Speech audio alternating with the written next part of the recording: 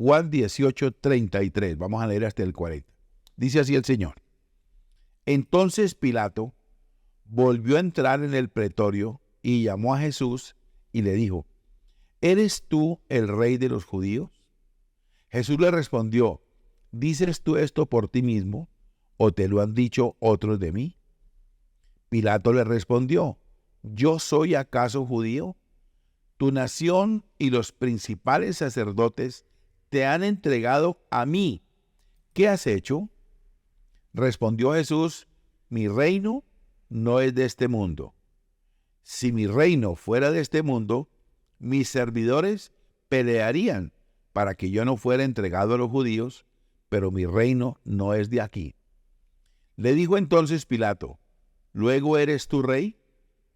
Respondió Jesús, tú dices que yo soy rey. Yo para esto he nacido y para esto he venido al mundo, para dar testimonio a la verdad. Todo aquel que es de la verdad oye mi voz. Le dijo Pilato, ¿qué es la verdad? Y cuando hubo dicho esto, salió otra vez a los judíos y les dijo, yo no hallo en él ningún delito. Pero vosotros tenéis la costumbre de que os suelte uno en la Pascua. ¿Queréis pues que os suelte al rey de los judíos? Entonces todos dieron voces de nuevo diciendo, no a este, sino a Barrabás. Y Barrabás era ladrón. Padre amado, glorifícate en esta hora en tu palabra. Te pedimos en el nombre de Jesucristo de Nazaret, que nos bendiga, Señor, hablando directo a nuestros corazones, porque hoy necesitamos más que nunca escuchar tu dulce voz. Háblanos, Señor, que tu siervo escucha. Bien, queridos, he querido traer este tema de Pilato y la verdad y la entrega de el Señor Jesús al pueblo para ser crucificado, porque en el mes de diciembre se habla mucho pues de la Navidad y se habla mucho del nacimiento de Jesús y hay como la costumbre, ¿verdad?, de traer estos temas para Semana Santa, que es de la muerte del Señor, pero me pareció interesante que podamos nosotros escuchar el consejo de Dios esta mañana referente al tema de la entrega de Jesús de Nazaret a Pilato y la conversación que tuvieron, porque podemos sacar de allí una conclusión muy bonita. Cuando el Señor Jesús es entregado a Pilato, pero primero Pilato era gobernador de la provincia de Judea, un romano puesto en un lugar de autoridad, tremendo gobernador, nacido pues en el primer siglo, 12 años antes del nacimiento del Señor Jesús. Y lo vemos allí en una posición de determinar la vida de una persona, de determinar la libertad de una persona, por fuera de todo consejo, de toda constitución o ley. Sencillamente él toma la determinación de entregar a Barrabás, como ya lo sabemos todos, o de entregar a Jesús, de mandarle crucificar. Bueno, ahí vamos a mirar con detenimiento qué es lo que el Señor quiere hablar hoy a nuestros corazones. ¿Qué es? No vamos a mirar un estudio histórico. Es que la historia dice que esto y esto no. Sino vamos a tomar como nosotros como personas, como hijos de Dios, como creyentes, a través de estas escrituras el Señor que nos habla. Ahora, cuando Pilato termina la primera parte del interrogatorio a Jesús, él de una manera cortante, como para encontrarse de una manera inmediata con los judíos que estaban afuera, él le pregunta, ¿qué es la verdad? Pero note usted que no alcanza a esperar la respuesta. Es como quien pregunta algo, pero ya sabe la respuesta y entonces da la espalda y se va. Esta es la actitud de Pilato, la actitud de un gobernador romano que no tenía por qué oír un preso, que lo único que le interesaba era hacer lo que él estimaba conveniente. Ahora, ¿por qué razón Pilato pregunta sobre la verdad, pero no lo escucha, dando a entender pues que no le interesaba? Y de esta manera él se coloca en la posición de aquellos que no son de la verdad y que rechazan el testimonio de Jesús. Tal vez reaccionó de esta forma porque después de tantas experiencias como había vivido, estaba convencido sencillamente de que no existía la verdad, que él podría ser la verdad. O quizá, seguramente, le pasaba como muchas personas que no quieren saber qué es la verdad porque de pronto los compromete. ¿Conoce usted gente así? Gente que sabe la verdad, conoce la verdad, pero no se quieren comprometer. Entonces, más bien, ellos como que no opinan. En todo caso, si algo quedaba claro aquí, era que Pilato era sencillamente un funcionario con ego de funcionario, pues era gobernador de la provincia de Judea, romano, y al que estaban juzgando allí era un judío. Eso era todo. Ahora, en Juan 18:38, el Señor pregunta, o mejor, le preguntan al Señor, veámoslo acá, en la palabra. Le dijo Pilato, ¿qué es la verdad? Y cuando hubo dicho esto, salió otra vez a los judíos y les dijo, yo no hallo en él ningún delito. Ahora, ¿escuchó la respuesta de parte de Jesús? No escuchó, porque no le interesaba escuchar. Él le interesaba era hacer sencillamente lo que él quisiera. No podemos con ninguna seguridad saber qué estaba pensando Pilato cuando dijo esto, pero la importancia de la pregunta que hizo es una importancia sublime, una importancia sustancial, completa. El alma humana necesita la verdad para vivir de una manera auténtica. Por eso, desde tiempos remotos, no han faltado filósofos, pensadores, poetas, políticos que han hablado sobre el tema de la verdad. Y muchas personas buscan la verdad a través de la religión. Si alguien sabía bien la falta de verdad que puede haber en la religión, era precisamente el gobernador romano, y cuántas personas han salido defraudadas de la religión. Él sabía porque él convivía con ellos. Muchos investigan diferentes sistemas filosóficos. Por ejemplo, la persona que me predicó a mí el evangelio por primera vez, el doctor Ricardo Ruiz, un abogado, él contaba que él había pasado por toda clase de sectas, instituciones, testigos de Jehová, mormones, Rosacruz, de toda clase de organizaciones que intentaban exponer la verdad. Él asistía a la misa romana durante mucho tiempo, de rodillas, 3 misas en un día de rodillas, escuchaba la misa y él nunca encontró la verdad. Pero no fue sino tomar la Biblia y empezar a leerla, y allí descubrió que Jesús es la verdad. Ahora, muchos se desaniman viendo toda esta cantidad de creencias, pero para otros, como al doctor Ricardo Ruiz, fue el puntal para poder llegar a encontrar la verdad. Pero muchos, al ver esa diversidad, sobre todo hoy en día, esa diversidad tan inmensa que hay de sectas, de predicadores, de profetas, de pastores, con una cantidad de cosas que alucinan, que de verdad lo dejan uno asombrado, pues lógicamente hay un desánimo en buscar la verdad en medio de tantas filosofías y tantas religiones que pelean entre sí. ¿Dónde está realmente la verdad? Finalmente les parece una tarea imposible y lo que hacen es que se dan por vencidos. Recuerdo una señora que se me acercó un día, por teléfono, me habló por teléfono y me dijo, yo quiero. Entonces le dije, busque en Bogotá una iglesia de sana doctrina. Y me respondió, me dijo, pastor, es aterrador la cantidad de cosas que hay en las iglesias que uno no sabe a dónde ir. ¿Es mentira? Es la verdad, es la verdad. Encontramos cosas que aterran a las personas cuando vemos la locura de lo que está ocurriendo hoy en los templos, en algunos templos y en algunas congregaciones. Ahora, esta disculpa de no saber dónde está realmente la verdad es la manera como ellos se encuentran para pasar la vida sin preocuparse de escuchar la palabra de Dios e investigar cuando ella les es presentada. En nuestro mundo moderno, la mayoría han llegado a asumir que no existe tal cosa como la verdad absoluta. Entonces ellos dicen, por ejemplo, ¿qué color es este? Yo respondo, verde. Y dicen, para mí ese color es amarillo. Y yo le digo, pero eso es verde.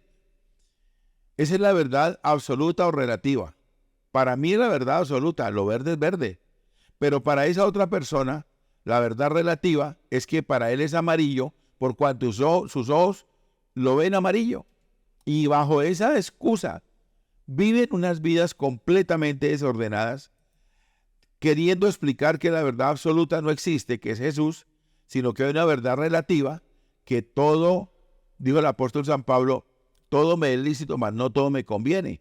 Para una persona que la verdad no es absoluta, sino relativa, entonces es relativo el pecado, relativo los actos inmorales, relativo, porque consideran, por ejemplo, frases como esta: cuando el amor es puro, no importa el sexo. Eso yo lo escuché hace muchísimos años. Entonces para ellos es una verdad relativa. Pero para el Evangelio hay una verdad absoluta, que Dios creó hombre y mujer. Ahora, algo que puede ser verdad para mí, puede no serlo para esas personas. Por eso odian cualquier verdad absoluta. Les presenta uno a Jesucristo como el Señor y ellos ven allí un enemigo, un estorbo para vivir de acuerdo a su propio egoísmo. Por ejemplo, es fácil tomar parte de un sistema religioso apartado de la verdad y volverse hipócrita, volverse injusto, volverse cruel, tal como les ocurría a los judíos en la época de Pilato. Lo mismo ocurre con aquellos que defienden verdades relativas, en función de aquello que les sirve para sentirse bien y para conseguir lo que desean. Entonces ellos no ven, por ejemplo, el matrimonio con una sola persona como algo de la verdad absoluta de Jesús. No, ellos ven allá atrás en el Antiguo Testamento la vida de David y entonces dicen, no, pues si David hizo esto, entonces nosotros también podemos tener 3 o 4. Eso fue exactamente lo que hizo Pilato una vez despreció la verdad de lo que Cristo le hablaba. Él sentenció a muerte a Jesús como un peligroso opositor a Roma, porque era una verdad relativa, porque esa verdad relativa que él profesaba, Pilato, le permitía seguir en su cargo como gobernador, haciendo lo que quería y no someterse a una verdad absoluta que era Jesucristo. ¿Cuántas personas cometen todo tipo de injusticias y actos de inmoralidad llevados por ese mismo concepto de la verdad? No, la verdad, es que mi verdad es esta y ya. Profesores que dan clases y que tienen allí tantas cosas con los discípulos, con los alumnos, y ellos se centran en la verdad relativa, no en la verdad absoluta. Ellos se convierten en la verdad absoluta. Ahora, viendo en qué se ha convertido este mundo, todo tipo de populares mentiras, debemos meditar en lo que el Señor le dijo a Pilato. Esa verdad absoluta no viene de los pensamientos humanos o de los instintos naturales, sino de una verdad revelada de parte de Dios al ser humano. La verdad se ha encarnado en la persona de Cristo y conociéndole podemos conocer la verdad. ¿Quiere usted conocer la verdad absoluta? Conozca a Cristo, lea la palabra, lea los evangelios. Allí está con toda certeza lo que el Señor quiere hablar en nuestros corazones a través de la persona del Señor Jesucristo. Por supuesto, este tipo de afirmaciones son las que más desagradan al mundo. El mundo se ofende cuando uno les presenta a Jesucristo como la única verdad absoluta. Ellos nos dicen constantemente que está bien que tengamos nuestras creencias privadas. Yo estoy de acuerdo con su religión, estoy de acuerdo con que usted tenga allí una religión, con que usted sea cristiano, pero nosotros no participamos de esa verdad absoluta. ¿Por qué? Porque nos compromete. Y es verdad, es mejor vivir con una verdad relativa que les permite hacer lo que quieran. De hecho, si algo ofende al mundo, es precisamente esa verdad absoluta de Cristo. Él dijo, yo soy el camino, la verdad y la vida, y nadie viene al Padre sino por mí. Eso lo dijo en Juan 14:6. Esto les parece una falta de respeto hacia otras personas y harán todo lo posible porque nosotros no prediquemos esa verdad absoluta. Ahora, otra frase que encuentro aquí muy interesante y muy bonita, muy especial para poder analizar el texto, es lo que Pilato dice después de preguntarle sobre la verdad y no escuchar la respuesta, porque no les interesaba escuchar la respuesta. Él dice, yo no hallo en él ningún delito. Así lo dijo. En este punto Pilato pensó que era el momento de terminar con el interrogatorio. Así que habiendo dicho esto, salió sin escuchar la respuesta del Señor. Para él, la conversación había terminado, tal vez porque no le interesaba la respuesta o porque pensó que Jesús no tenía nada que decir en un asunto tan complejo como el discernir la verdad. Qué irónico, ¿verdad? Resulta haber hecho una pregunta crucial y luego marcharse sin esperar la respuesta.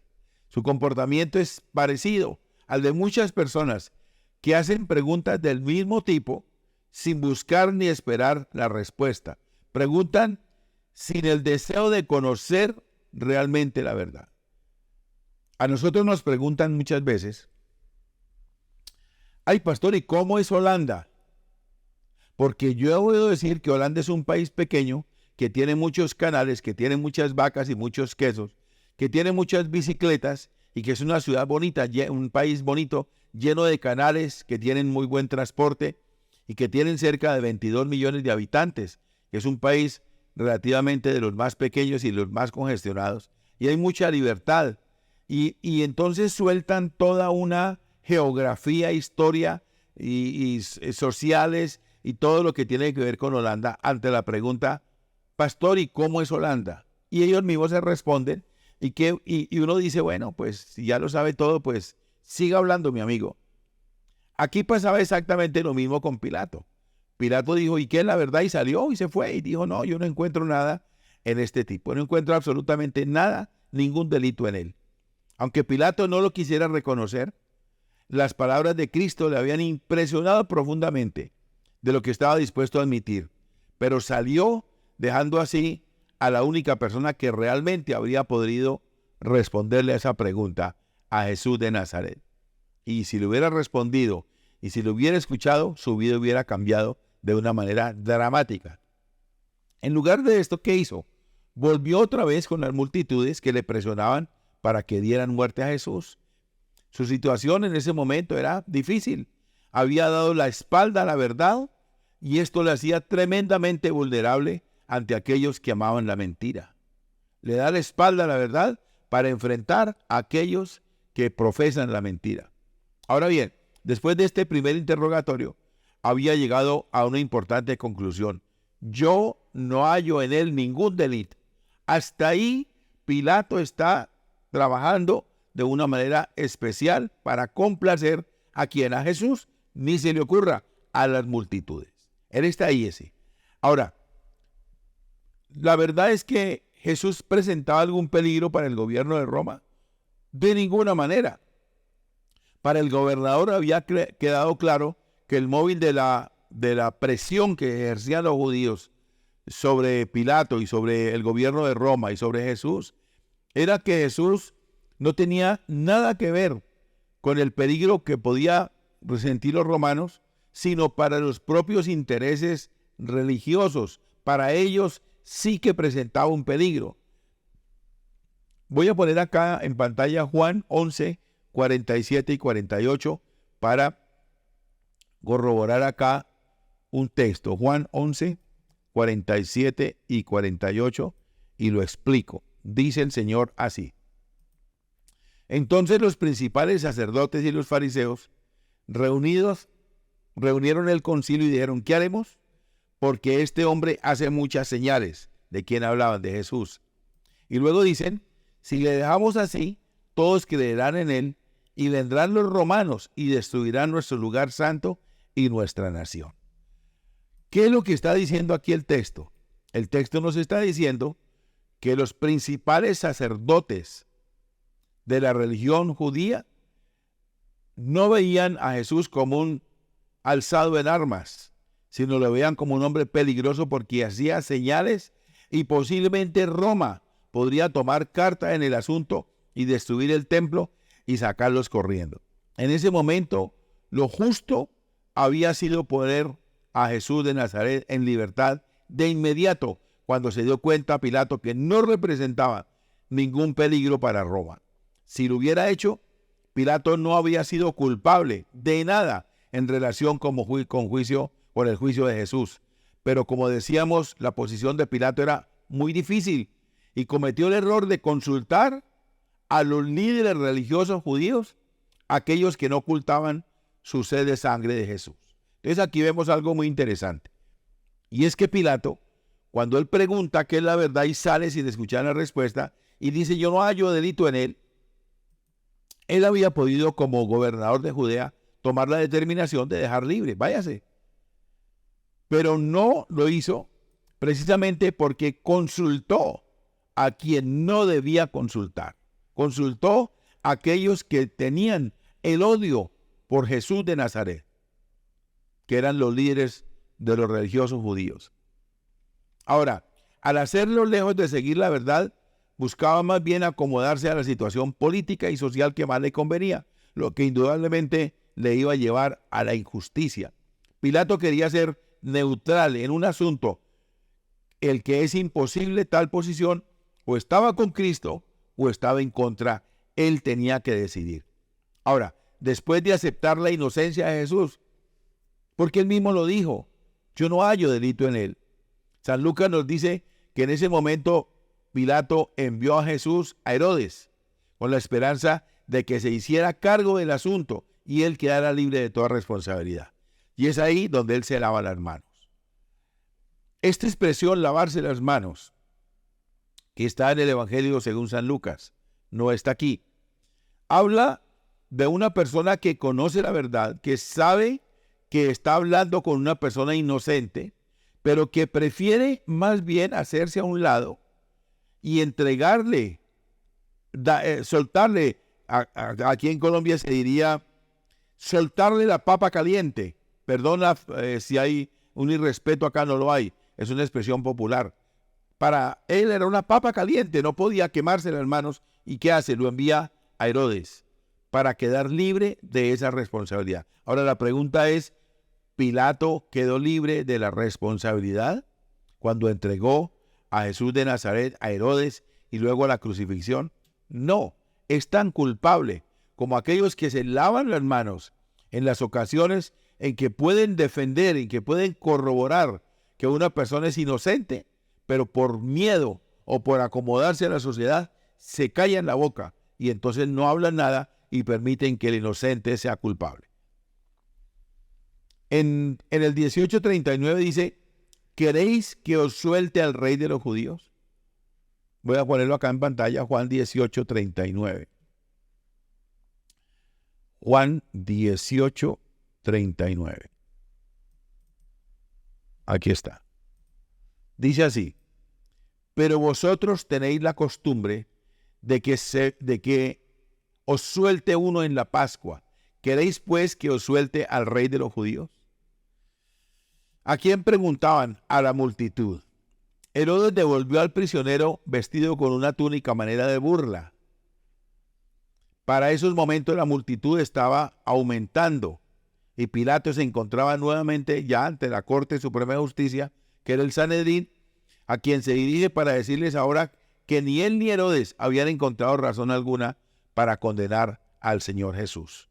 Pero la presión aumentaba sobre él.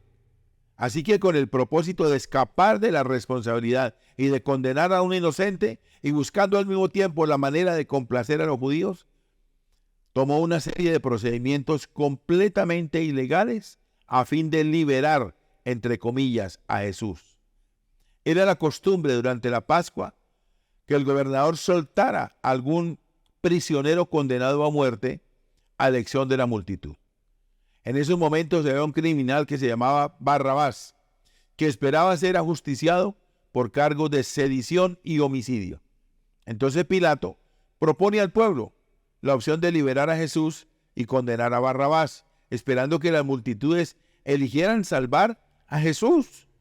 ¿Por qué razón? Porque hacía 8 días esa misma multitud había aclamado a Jesús cuando entró en Jerusalén, poniendo aún sus capas en el piso y diciendo, Hosana, Hosana, bendito el Rey que viene en el nombre del Señor. Entonces la pregunta, ¿quieren que le suelte al Rey de los judíos? Seguramente Pilato tenía allí en mente cómo había entrado el Señor Jesús a Jerusalén y pensaba que iban a escoger a Jesús de Nazaret para que fuera liberado. Sabía que los líderes religiosos habían entregado a Jesús por envidia, pero en esos momentos ya había un grupo de personas afuera del pretorio y Pilato esperaba que su propuesta causara cierta división entre las multitudes y sus líderes, pero sus cálculos fallaron aquí. No hay duda de que era una aberración comparar a Jesús de Nazaret con un revolucionario asesino como Barrabás, pero aparte de eso, todo el proceso que Pilato siguió a partir de aquí le fue completamente injusto. Todo el proceso que Pilato siguió con Jesús de Nazaret a partir de este momento, pues se convirtió en un acto de injusticia total. Notemos que el gobernador planea liberar a Jesús como un acto de gracia. Él se quiere congraciar, cuando en realidad debería haberlo hecho como un acto de justicia. Entonces él deja la justicia de lado para congraciarse con la multitud. ¡Qué peligro! ¡Qué peligro, señoras y señores! ¡Qué peligro tan grande! Dejar la justicia de lado para congraciarse con la multitud. Y esto es muy frecuente en los cargos públicos. Esto es muy frecuente en las relaciones de amigos. Esto es muy frecuente en las familias. Puesto que hacía un momento había declarado que no encontraba delito en él, pensaba liberarlo. Trataba a Jesús como si ya hubiera sido declarado culpable, algo que todavía no había ocurrido. Y este fue el paso más cruel y resbaladizo que dio Pilato, y los judíos de inmediato se dieron cuenta que no había habido un juicio, sino que había habido una declaración por parte de Pilato, donde él lo había declarado culpable sin juzgarlo, comparándolo con Barrabás. Ahora, no a este sino a Barrabás. Miremos el versículo 40.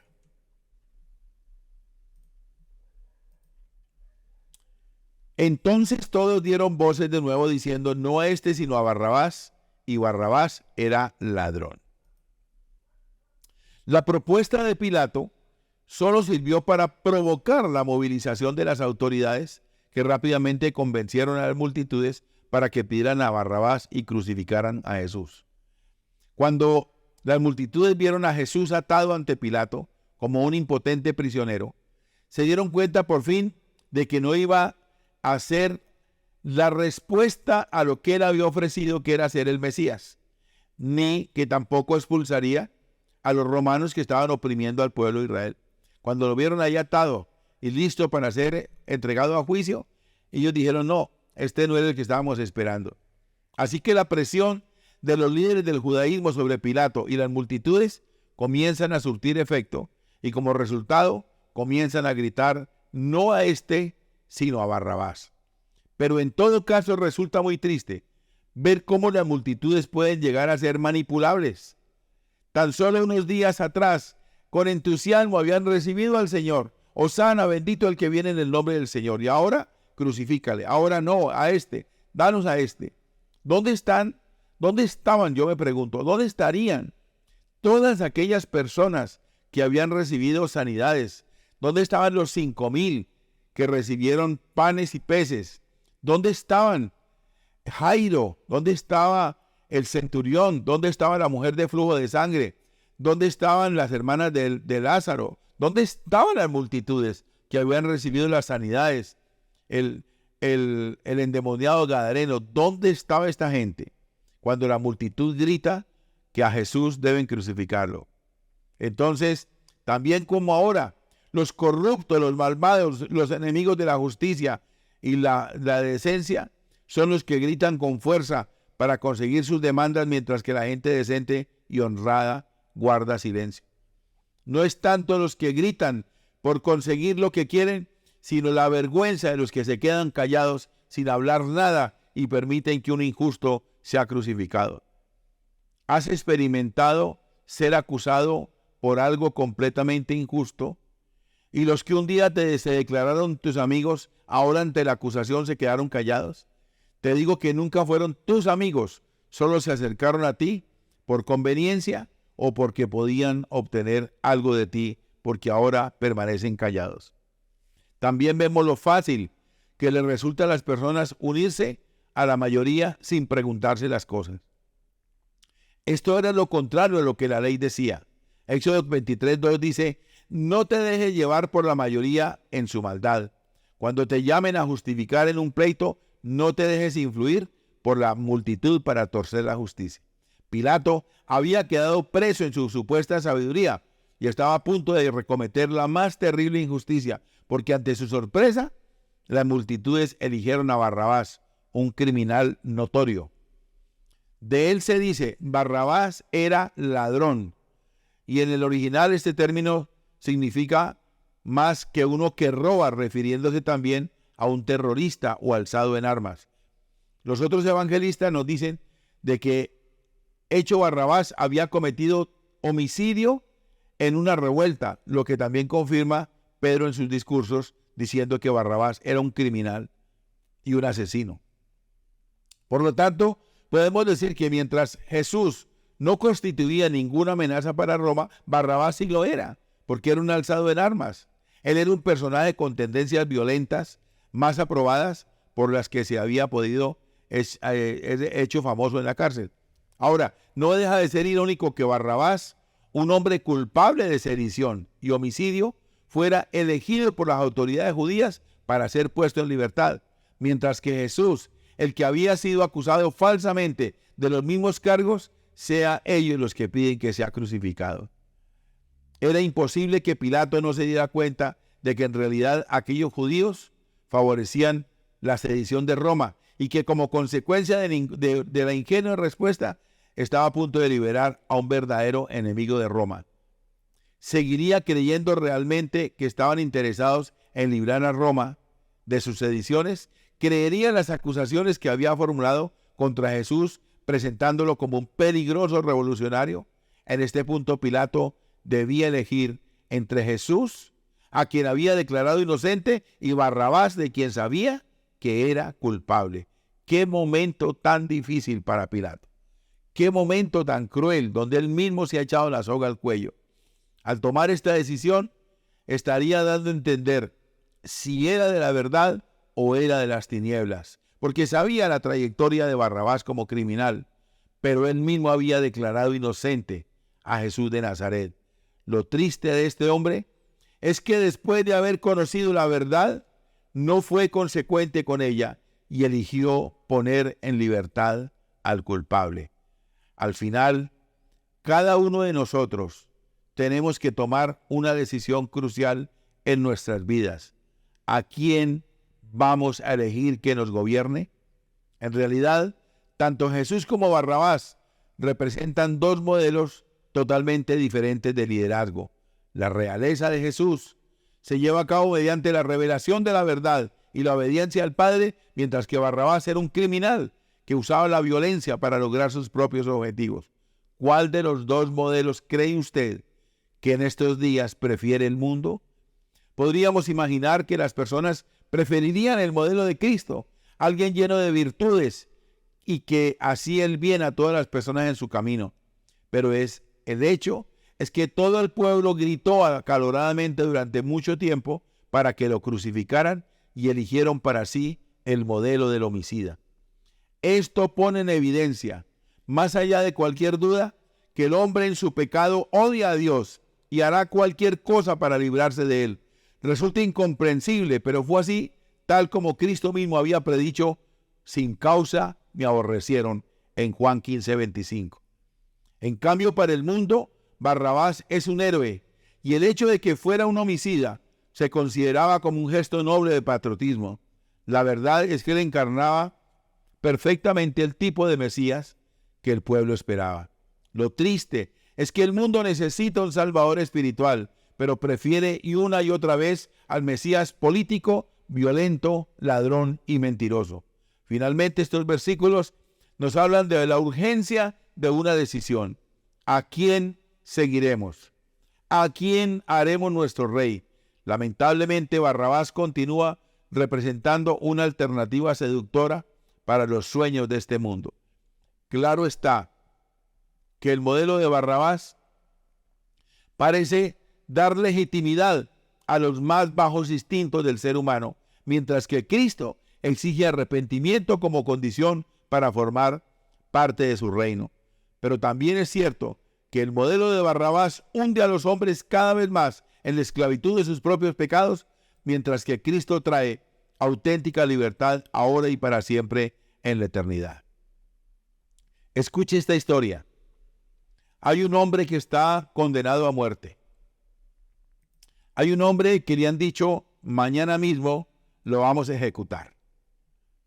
El hombre pasa la noche pensando en todas las cosas que hizo en su juventud, la causa por la cual fue llevado a la prisión, y está allí meditando toda la noche. Le traen de comer y él no quiere comer. ¿Quién va a querer comer? Que al otro día lo van a matar. Lo van a crucificar, lo van a ahorcar, lo van a fusilar. Él va a estar allí toda la noche pensando, ¿cómo será? ¿Cómo sentirá el momento de la muerte? ¿Cómo se sentirá la separación del cuerpo y el alma? Y él está allí meditando. Y pasa la noche, es la noche más larga de su vida. Está en el calabozo. Lo tienen en el calabozo de más adentro, allá, oscuridad total. Escasamente el reflejo de una rejilla puede ver sus manos nerviosas que tiemblan, y durante toda la noche está pensando. De repente comienza a ver que hay una tenue luz que empieza a entrar y empieza el amanecer. De repente se oyen unas llaves que golpean los hierros de las celdas y unos pasos. Son por lo menos 4 o 5 personas que vienen por él. Suenan las llaves cuando entran en la reja. Lo toman de las manos, de los brazos, y lo comienzan a arrastrar literalmente por el pasillo de la cárcel. Pasa por delante de otras celdas donde hay otros presos llorando y están allí atribulados. Y en el momento de mayor tribulación lo llevan hasta una puerta y de repente abren la puerta, le quitan las cadenas de las manos, de los pies y le dicen, váyase porque usted está libre. Y este hombre queda asombrado, totalmente asombrado, cuando estuvo pensando tanto tiempo en la muerte que podía acompañarle en esas horas. Ahora ve con claridad una puerta abierta y la luz de la libertad y puede irse para su casa. Comienza a caminar completamente asombrado, aterrado, no sabe qué hacer, no entiende qué pasó. Abre la reja de la calle y se va para su casa. Comienza a caminar y se da cuenta que el pueblo está completamente vacío. Cuando llega a su casa para dar la noticia de que está libre, no hay nadie en la casa. La calle está vacía, el barrio está vacío. Entonces ve una multitud allí en el Gólgota, allí en el monte de la calavera, y dice, voy a ir a mirar qué es lo que está pasando allí, por qué todo el pueblo se está agolpando allí. Y de repente camina hacia ese lugar, y cuando llega encuentra a su familia, a los del barrio, a sus compañeros de prisión, a los compañeros que habían matado, que habían asesinado a los revolucionarios, y encuentra allí y pregunta, ¿a quién están matando aquí? Y le dicen, es a Jesús de Nazaret. Y ahora comprende que es a él al que están matando, en vez de matarlo al que verdaderamente había cometido delitos y pecados. No se sabe nada de la vida de Barrabás. La Biblia no explica qué pasó con él, pero seguramente debió quedar asombrado cuando salió y fue recibido por sus amigos. Allí, como lo dice la Escritura, lo levantaron y cantaron con júbilo y no se regocijaron de que Barrabás hubiera sido libre y que Jesús de Nazaret hubiera ido a la cruz del Calvario. Esta historia no está en la Biblia, no la busque de esa manera como la he narrado. Es sencillamente para que nosotros veamos que una vez Barrabás fue liberado, Jesús de Nazaret ocupó su lugar en la cruz del Calvario porque había sido preparada para él de antemano. ¿Qué pensaría Barrabás cuando viera que había sido liberado porque otro ocupaba en lugar de aquella cruz en la que él debería haber estado? Pensaría tal vez, este es más terrible que yo. Barrabás era un criminal que fue perdonado y fue puesto en libertad, mientras que Jesús era completamente inocente y fue condenado y sentenciado a muerte. Y esto es lo que ocurre en la salvación de cada persona. Todos somos por naturaleza como Barrabás y merecemos la ira y la condenación de Dios. Sin embargo, se nos ofrece la libertad porque otro pagó por nosotros el castigo que merecíamos. Barrabás se convirtió así en una figura simbólica de todos los que han sido salvados y absueltos en el tribunal de Dios por la sustitución a su favor llevada a cabo por Jesucristo. Segunda a los Corintios 5:21 dice: al que no conoció pecado, por nosotros lo hizo pecado, para que nosotros fuésemos hechos justicia de Dios en él. Primera de Pedro 2:24, quien llevó él mismo nuestros pecados en su cuerpo sobre el madero, para que nosotros estando muertos a los pecados, vivamos a la justicia, y por cuya herida fuisteis sanados. Primera de Pedro 3:18, porque también Cristo padeció una sola vez por los pecados, el injusto por los injustos, para llevarnos a Dios. Ahora bien, Barrabás vio cómo Jesús tomaba su lugar físico en aquella cruz, pero eso no le iba a salvar espiritualmente. Era necesario que permitiera que tomara también su lugar espiritual, no solo el lugar físico. Y para ello era necesario primero que reconociera que él mismo era quien merecía morir por sus pecados, y que pidiera la gracia de Dios por medio de un genuino arrepentimiento y la fe en que Cristo Jesús estaba satisfecho realmente de su deuda ante la justicia divina. Podemos imaginarnos cómo se sentiría Barrabás cuando el soldado romano fue a liberarlo en la cárcel, pero también cuando viera a Jesús ocupando su lugar en la cruz. Suponemos que le inundó una sensación de alivio, pero no es comparable con la que tienen aquellos que son sacados de la condenación eterna para ser trasladados al reino de Cristo.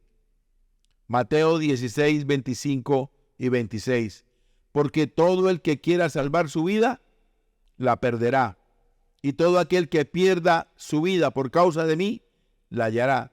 Porque ¿qué aprovechará al hombre si ganara el mundo y perdiere su alma? ¿O qué recompensa dará el hombre por su alma?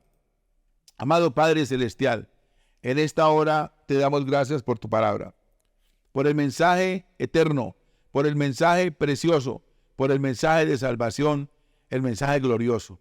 A ti la gloria, mi Señor, a ti la honra, a ti la alabanza en Cristo Jesús. Quiero preguntarte en esta hora, ¿estás de parte de Barrabás? ¿Estás de parte de Jesús? ¿Estás de parte de Pilatos, de Herodes, de los líderes principales romanos?